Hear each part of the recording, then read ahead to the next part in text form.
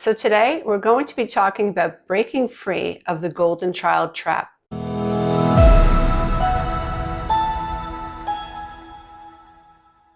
Welcome to today's session, where we're going to dive deep into the complex dynamics between daughters and the narcissistic mothers.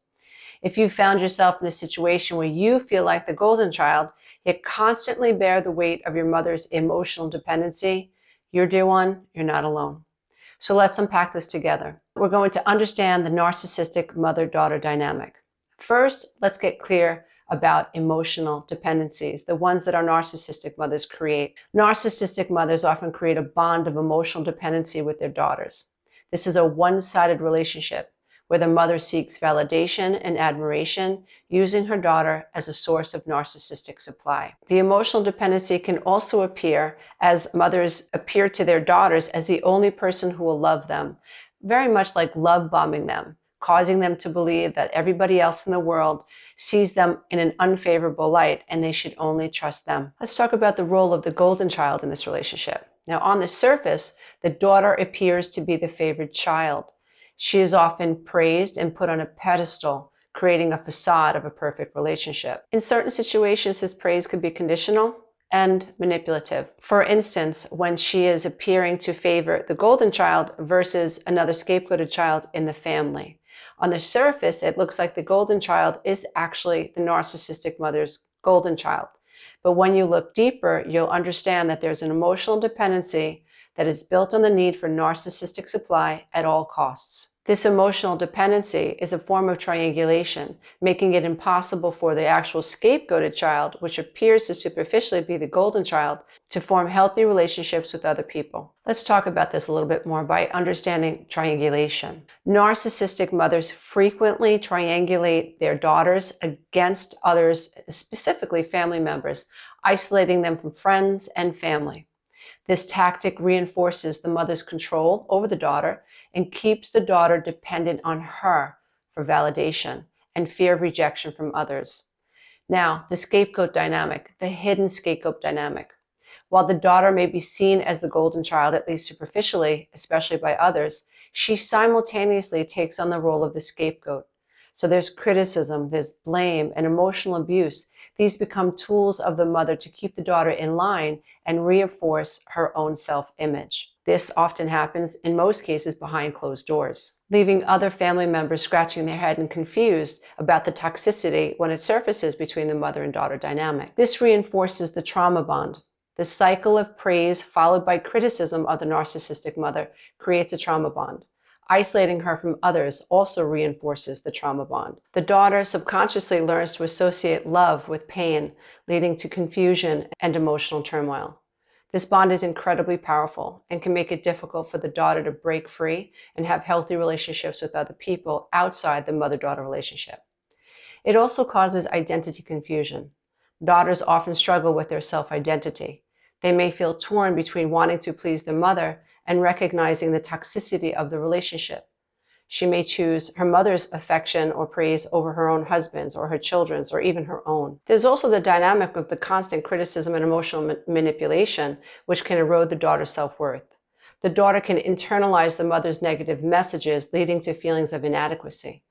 She will have difficulty in relationships. The patterns learned in childhood can manifest in her adult relationships. She may have trust issues, fear of abandonment, and an unhealthy need for validation that can stem from this dynamic, and be incredibly hypersensitive to rejection. So let's talk about some of the steps towards healing an adult daughter of a narcissistic mother can take on the journey back to the self. It's important that you acknowledge the reality. Recognizing the toxic dynamics at play is crucial. Understanding that you're not to be blamed for your mother's behavior is also crucial. It's also important to set boundaries. Begin to create emotional and physical boundaries. And this can be challenging because mom might become unhinged when you start to do that, but it's essential for your mental health. Consider therapy or support groups where you can share your experiences and feelings. Connect with those that understand your struggle. This can be incredibly validating. Focus on self-care. Start prioritizing your well-being. Engage in activities that nurture your soul and boost your sense of self. Also, begin rebuilding your identity. Take time to explore who you really are outside of your mother's influence. Engage in self-discovery and embrace your individuality.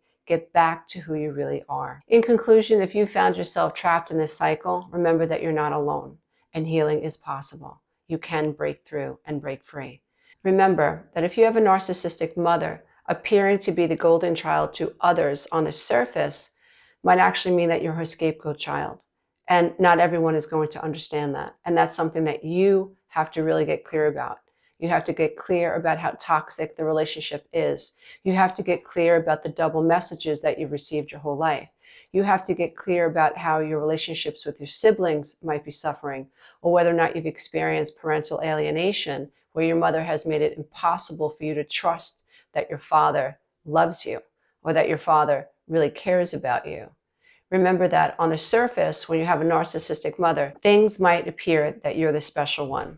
But if you dig deeper, and it might take decades to see this, you'll eventually end up seeing that the golden child was actually the mother's source of narcissistic supply, both as the golden child and the scapegoat child, putting her in complete control of family dynamics, the daughter's identity, the need for the daughter's approval, and thus narcissistic supply. If you think about how multi-layered this is, a narcissistic mother that takes this route is securing narcissistic supply from everyone at the daughter's expense. She can at any point go to anyone and complain about how much she does for the golden child, which is really her scapegoat child. And on the surface, people will believe her. They'll see the dynamics unfold. They'll see that the daughter, the scapegoat / golden child daughter, isn't being very respectful or is reactive towards the mother, or has gotten to a point where she can't tolerate this anymore. But the outside world will just see the effects. They won't see the cause. And that is part of why it is so difficult to heal from narcissistic abuse by a mom, because you know that no one else sees it. And below the veil of consciousness, you have lived your whole life seeking her approval, trying to please her, and worrying more about her feelings than anyone else's feelings, including your own. So breaking free of this emotional dependency is like beating an addiction. You have to face the trauma bond. Your mother has made it so that you don't believe that you can live outside of her.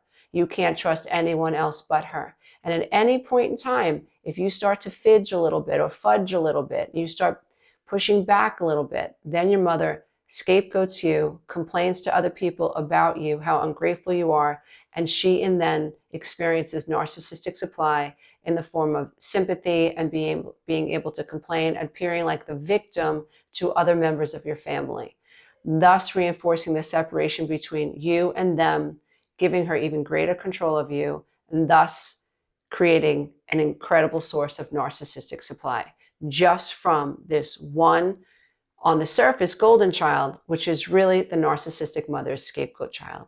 I really hope that this has been helpful. I really hope that if this resonates with you, I hope that you consider this your wake-up call to break through the veil of unconsciousness, to find your true self, and to liberate your soul so that you can spend the rest of your life honoring the divine sacred self. And if you would like help with this journey, please visit my website at www.lisaromano.com.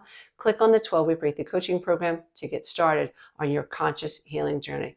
Namaste, everybody. You are enough. Hey, if you love this content, don't forget to check out the next video, and you can go to my website and take the codependency quiz.